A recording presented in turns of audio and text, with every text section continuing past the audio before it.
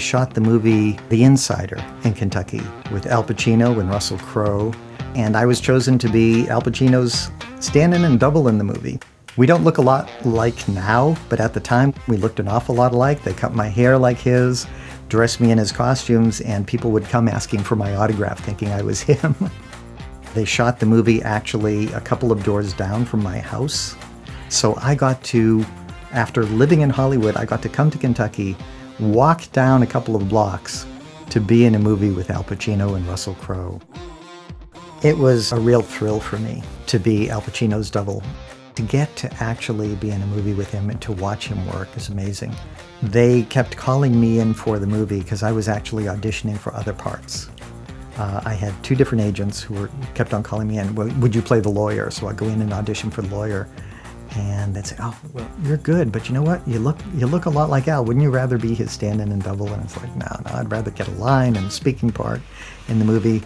I went in for 4 different parts, and they kept on saying the same thing. Finally, I said, well, okay, if I do that, it pays less, but I get to work 12 days with basically an idol of mine.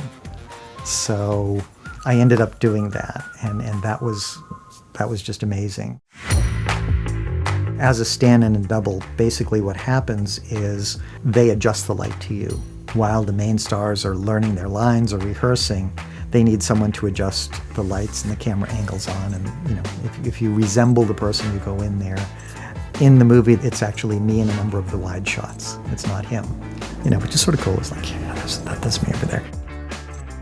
Just watching the different personalities was wonderful. Al was a little more reclusive. He's off to himself, learning his character. At the time, he had a big bodyguard named Lou.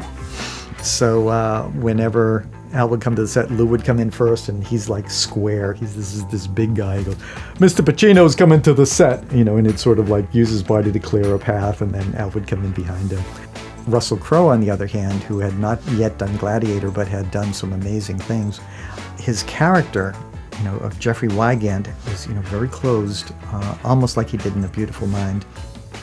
So, you know, they shaved his head, put a little white wig on him, and you got to see this very large man become small in his concentration and everything.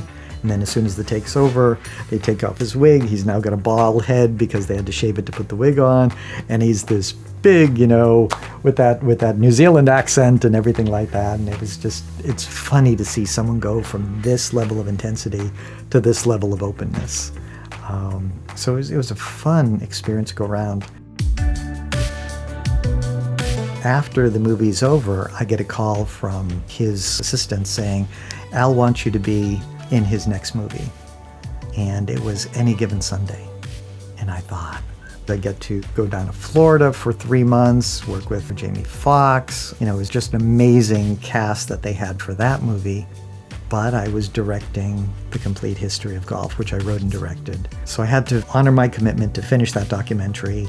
And unfortunately, they used somebody else, and I never got another call to go back in there. So missed that opportunity, but you know, at a certain point, you did what was right, which is honor your commitments. But part of me thinks I would still be following Al around today if that was the case.